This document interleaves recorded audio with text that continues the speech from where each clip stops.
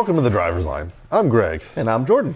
And today, we've got a conversation for you. Yeah, this conversation actually, we thought about discussing a while back because we thought it would be a really cool topic. And it's not something that we really think about every day, but wheels. Wheels are so important to a car's design. I love wheels. They're just one of the most impactful changes you can make if you get like a base model with like the teeny little wheels on it. You can go out aftermarket and put some nice big, really cool looking wheels on it. It just changes the entire appearance of a car. Yeah, or you could take your Caprice and put on like 30-inch dogs. Yes.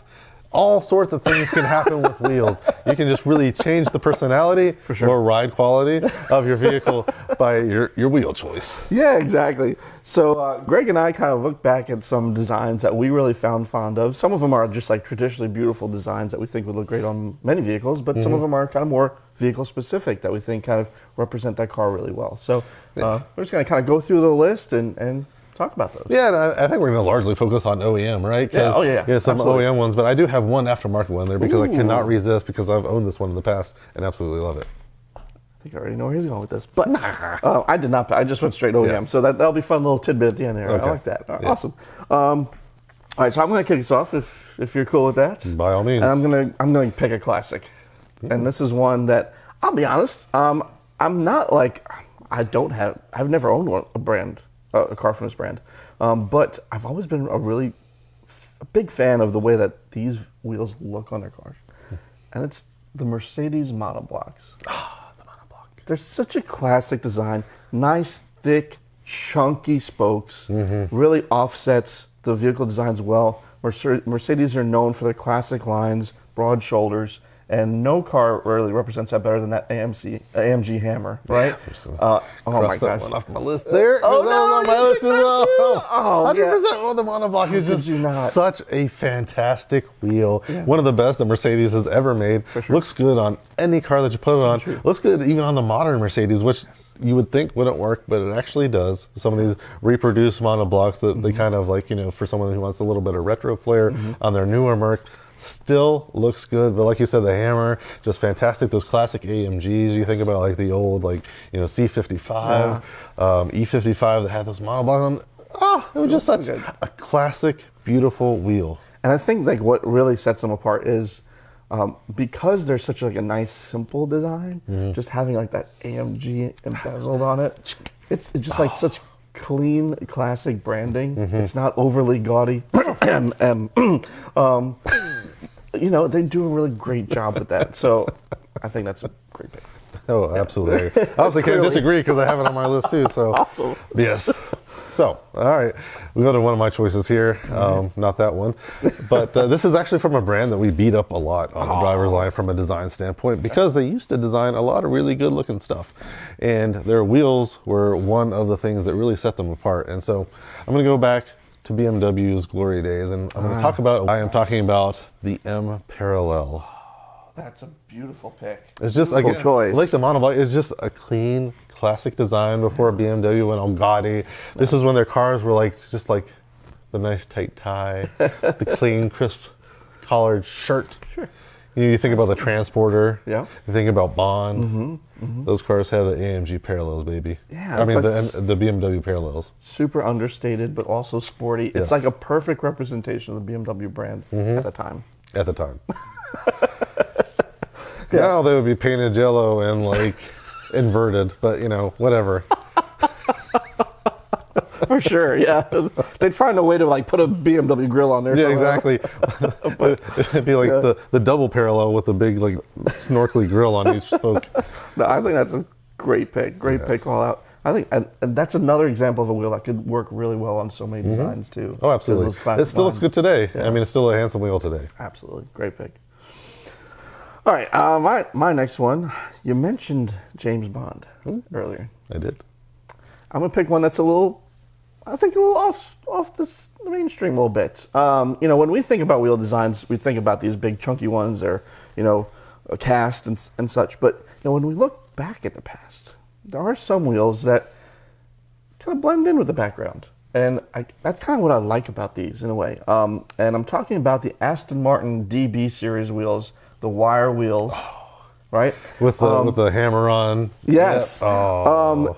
You can't think of a classic like DB4, DB5, DB6. Those wheels just accentuate it perfectly. Because it doesn't take away from the design of the car. It's a classic wire wheel, but in the center you have that triple blade design that you just single release right from the center. So it adds to that simplicity of the design. It's understated, but like you can't picture a DB without those wheels from that era. Like, no, you have to have them. So even if you like want a resto mod one, right? Like, you couldn't put a modern wheel on it because it wouldn't look right. Absolutely. You'd have to do with a wire wheel. Yeah. So, I mean, wire wheels, like, when you think about it, like, a lot of people just think about, like, old Cadillacs or Buicks and like... Well, they think about what we had in the States, right? And then those were hubcaps, mind you. Exactly. That wasn't an actual wheel. Those were hubcaps, friends. Good point. Yeah. And, so you see those, like, lying on the side of the road in, like, the bad part of town. Right. I mean, it's just like... No. A proper wire wheel looks wonderful, especially on a classic British car like that. Beautiful pick. Yeah. Oh. Wonderful. Oh man, the agreement love fest continues. All right, so did you pick that too? No, I did not. Okay, I was gonna say. But I love it. I love it. Awesome. All right, so one of the next one I'm going to choose is also from BMW. So I'm going to get my BMW out of my system. There he goes. Move on, and I'm going to talk about the BMW 163M. Ooh, okay. And so the 163M, of course, is famous for coming on the E46 M3 CSL. It's one of the most handsomest, is that a word? Wheels that has ever come out. Again, it has like a racing wheel heritage in it. That design, very strong, very lightweight, just overall beautiful wheel where form has completely followed function. I could not agree with you anymore because that was on my list, and then I was like, Greg's definitely going to pick this wheel, so why bother? Because it deserves a call. Oh, it does deserve a call. Absolutely deserves a call. Again, one of the best BMW has done. You'll see so many knockoffs of it, on other E46 M3s, just because everyone recognizes how good that wheel looks and how much it adds to their ride. For sure, absolutely. I think it's a great pick. It's also an intentional wheel design choice, which I love, right? It's there to add lightness, it's there to increase performance, but it also looks fantastic, which just speaks to the BMW brand. I mean, it reflects it well. The time. Spoke. Gosh, this hurts. Well, again, no. In all fairness, they still, have a good focus on performance. They do. We just don't agree with their design language. Not so much lightness anymore. That's true. Yeah, I mean, that's not a thing. That's everybody. Everybody's quirky. So true. Yeah. My next pick is not a wheel known for its lightness, I will say. Donks. We'll segue. Yeah, a little bit donkey. But this is a kind of a controversial pick, I think, within the Volkswagen community. Controversy. The Volkswagen community is so serious about their wheels. They really are. Everyone has a name. Yes. There have been like multiple names, actually. Many disagreements on like GTI forums, on VW Vortex, and all these other places where they have like polls of who's got the best wheel. It's true. So I picked a wheel. I'm going to be honest with you. This is not a wheel like I would probably have on my vehicle, but I think it represents the car really well. And that is the Volkswagen Detroit style wheels on the GTI. So that came out with the Mark V GTI. That's when we went from the Mark IV, which had that squared, chiseled look, to kind of more curvaceous Mark V. It brought in though a lot of great driving dynamics. So they really need to like change things up. Volkswagen had that kind of clean but traditional styling to it. The Mark V changed that up completely, right? So it was a little more playful. Remember those like ads, right? Like unpimp your ride type stuff. Right, yeah. So, the Detroit wheels, for those of you that are not familiar with it, have those big circular cutouts within the big plate, right? Are they sporty looking? I wouldn't say so. But they have a real classic design to them that only speaks to that car. And when I think about a great branded wheel, that really does the job for it. Like, you can't really put those wheels on any other car and it work, I think. While it's not a pick that would work on many cars, which I think also is a great choice, I think this particular wheel is a great choice because it reflects the GTI brand so well. It's fun, it's spunky. It also kind of like harkens back to like the hippie era, like flower power exactly, type deal, right? But it has a kind of edginess with the GTI brand as well. So I think Volkswagen did a pretty good job with that. I don't have those on mine. I have the Lagunas, which Greg constantly reminds me looks like trash can wheels. Trash can wheels. But I think they're fantastic. But I didn't bring those up because, I have them. So the trash can people just like your wheel design. Exactly. That's what they want everybody to enjoy it by putting it on every trash can. I get lots of compliments on those, by the way. I'm not saying they're bad. I'm just saying they're on trash cans. People think they're aftermarkets, but they're not. They're not. Again, that's actually one of the cool things with Volkswagen wheels, especially like the Detroit. Like a lot of their factory wheels look like aftermarket because they look unique on the car, and that gives it that little bit extra that makes it set apart from, like a typical car. Absolutely. Right? So that's one of the things they do really well, and I love the Detroit style wheels. Again, they're really cool. With the silver finish and like the black insets. So it just gives it a really neat way that sets it apart from a lot of the other cars. And to your point, it really only works on the GTI. It's true. Yeah. The VW boys love to switch wheels around from model to model. They do. But this is one where you don't see many on other ones. You don't see it really on like a Jetta or anything else. No. Because it doesn't work. No, it doesn't. It just works with that like squared off, like almost. I mean, obviously it's more curvaceous with the Mark 5 and 6, but it just works with that body style really well. It doesn't work on 7. No. Yeah, it doesn't work on 7. Once you start getting more chiseled off on it. Yeah. But good choice. All right. Well, I also went with a wheel that has circular spokes. Oh God. Oh God. Go ahead. Couldn't really find a good name for this wheel. Okay. The only thing they call it I could find online is the Forged QV. This is obviously the wheel that comes on the Alfa Romeo Giulia Quadrifoglio. Yes, absolutely. Oh my God, what a great pick, because it's on my list too. I love that wheel. Oh, it's beautiful. It is such a sexy wheel, and it's just something that only works on an Italian car. So true. So true. Like you put that on my Cadillac, it will look stupid.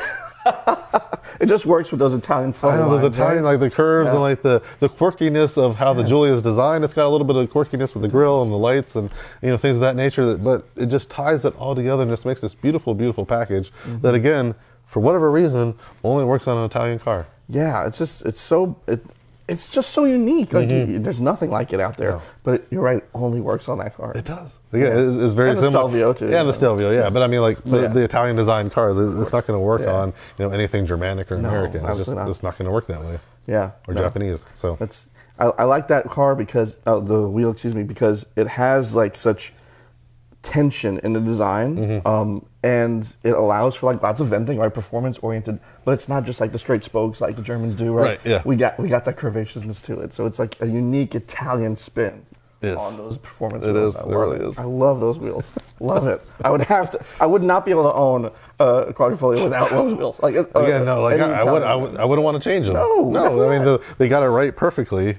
Yeah. From the OEM standpoint. Yeah. So there's no real need to change it. You see so many people on the forums, on the Alfa Romeo forums, who have the base model wheels, like searching for like those wheels because they just need to have them. It doesn't matter. Gotta have them. I need to have those wheels. Yeah, absolutely. Worth investing in that. Oh, 100%. Yeah. They're great. That's a great pick. That's a great pick because I would have picked that too. So I'll have to head to another choice. And that's fine. So I'm going to go with one that I would say in terms of market position is similar, but they're dead now. And that's Saab. Oh. Yeah. So pour one out for our Swedish brothers. I really miss Saab. Saab was so fun. They're like so quirky, unique, interesting. And what I loved about Saab is they really leaned heavy on tri-spoke wheels. They did. Which can really look fantastic, or they can look horrible, like depending on who designs them. Looks horrible on the SN95 Mustang. Yeah. Looked fantastic on the Vigan. That's a great pick. That's not the one I went with, though. Oh, really? I was going to, but I was like, this is too mainstream in terms of Saab, which is weird when you think about Saab. But so, there was one that was later on in its history that I really enjoyed because it had actually a little bit more color diversity to it. Okay. So right towards the end, right before Jim was like pulling the plug on it, they were like, you know what? Let's make a really performance-oriented, because that's what they were doing at the end, right? They were like, things aren't selling. Let's just make a hot performance version of everything. Right. Aero package everything. Exactly. So they took the 9.3, gave it all-wheel drive and a turbocharged engine, and made the Turbo X. Oh, that's right. Yep. You remember those wheels? Oh, they were funky. They were so unique. Like they came out, and I was like, "Are these like really like OEM wheels?" Like I was staggered. Like, is this coming from like some type of aftermarket like manufacturing company. Like there's no way that these came from GM, like of all people, right? They got the tri-spoke, they're vented, they've got multiple color aspects to them, and I just love the structure. They're called Dark Twins, which I think is such an awesome name too. Like, what's such a fantastic That is a cool name. I know. I just want that because of the name now. Yeah, Give me some Dark Twins. I mean, like, they're so cool. We're gonna rename our podcast Dark Twins. Dark Twins. Hey. Yeah, it's our dark side to them. But I just, I've always been a fan of Saab design because it is unique and it's quirky. And like the tri-spokes just work so well with the Saab design language. And they just took that tri-spoke design and elevated it by making it sporty, dark. It was a great look. Absolutely. So unique. I mean, and there's not many of them out there. So yeah, I've never been a huge fan of the 3-spoke wheels. Yep. Because I was really mostly introduced to them in like the SN95 Mustang, and I thought they looked stupid. I was like, why are you putting wheels that really should be a 5-spoke into a 3-spoke on a Ford, pony car? For sure. But the only thing they work on is the Saabs. Yeah. Like the classic Saabs, even like you go back to the old classic 9.3s. Yeah. They had a version of the 3-spoke wheel. The Vigans had the 3-spoke wheel, and then the Turbo X had the 3-spoke wheel. Yeah. Because it worked. It works on Saab's design. It makes them, everybody knows they're a quirky car company. But it works. I miss them. I need them back. I know. I would have one of those in a heartbeat. Totally. Oh, well. Car brands we want to revive. Future podcast. All right. My next choice is an American wheel. Oh, nice. So it's finally our first American wheel on the program here. Okay.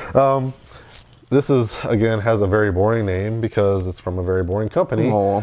But it's called the FR29. Okay. But it was on a very not boring car. Because it was the wheel of the C7 ZR1. Ooh, okay. And so if you remember these, they were kind of like, they were a 10-spoke wheel where they kind of blended into a 5-spoke wheel. Yes, I think. And then they were twisted because of how fast that car was. It was sort of like a modern, like one of the wheels I also love that's a classic wheel that I didn't put on my list but probably should have, was the old Porsche Turbo Twists, right? Again, true. A really beautiful, timeless wheel. But this I feel like is almost like the modern incarnation of that Turbo Twist wheel, because it has like this that twisted spoke, and it's just very unique and just adds that element of speed to this car that you already know is really, really fast. That is true. Yeah, I mean, like a directional wheel works so well on that car because, even just sitting there parked, the car looks like it's moving. I know, it does. It gives it that sense of motion, which is just really, really cool. And, say what you will about chrome, but that's one of the few places chrome works. Yeah, no, I mean, it does work. Come on. Like, enough with that. Like, Corvettes and chrome wheels do work. I mean, that's part they knew their audience. Yeah. Right? At least until the C8. But anyways. Yeah, that's true. That's a fair point. So, I mean, you usually see them in chrome. I don't think I've seen them in any other color on a C7. I don't think so, yeah. But, again, just a really good-looking wheel that matches that C7 with that performance level, just gives it the intensity it deserves. That is a great pick. Love that. Yeah. Love that. Well, sticking with supercar territory. Although some would say the ZR1 is not a supercar, but I disagree. But anyway. It's been a supercar for a while. Yeah. Come on. Spiker. We're going way quirky. We are. I went and saw it, and I was like, let's just go for it. Let's go for it. Oh, man. Spiker, really has a place in my heart because I just love how they lean into their theme, right? And their theme is flight. Planes, all aeronautic-inspired interiors. I mean, you name it. I love the steering wheels. The steering wheels, right.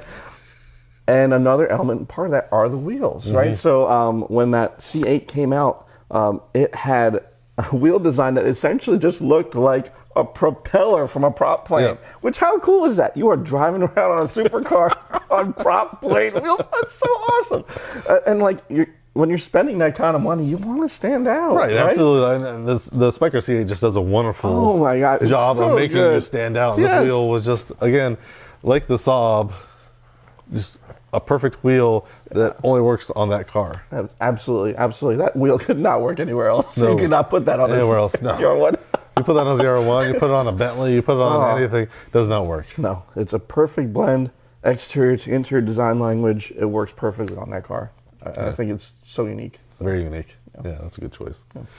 All right, my final one, which is the aftermarket. All right, awesome. Let's see what you brought. And I've owned a set of these, and they were on my old Audi.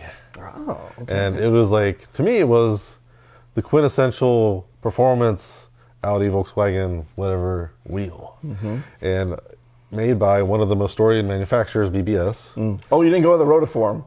No. No rotiform. We're actually with BBS. Okay. And it was the CHR. Oh, that is a great wheel. That's true. Oh, that's fantastic. Yeah. Just a handsome wheel. It works. Yes. I mean, you see them on 911s, you see them on Audis, you see them on S4s, S3s, you know, just the whole gamut. You see them on Volkswagen GTIs, you know, Jettas even. And every car that they're on, it works. It's just one of those wheels that universally looks good on almost everything that you see it on. And it just is a handsome design. They have a lot of different finishes that you can make work with whatever your paint scheme is on your car.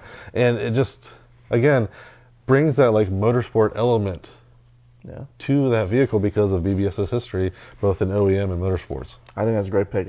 That wheel's design stands up to time, right? It does. And that's why it's able to work on so many different designs within. I mean, when you go from a 911 down all the way to a Jetta, it doesn't. But again, the wheel design looks good on all of them. Yeah, it really does. It really does. And I think that's kind of when you look at our picks, you really have like those two camps: either a wheel that really is just so specific to a design of a brand, or one that is so unique on its own. It can stand up to any design that's out there. So 100%. That's definitely one of those. Yeah, for sure. That's a great pick. Thank you. Awesome. Yeah. Well, we want to know, what's your favorite wheel? Yeah, let us know in the comments because again, like even as we were discussing this, I was like, oh, Porsche Turbo Twist. There's so many. There's so many choices, and we definitely could not cover them all because we would be here a lot longer than we are. So true. Well, thanks for tuning in with us. We'll see you next time. Thanks for joining us on The Driver's Line. If you enjoyed this content, please like and subscribe to make sure you don't miss a thing.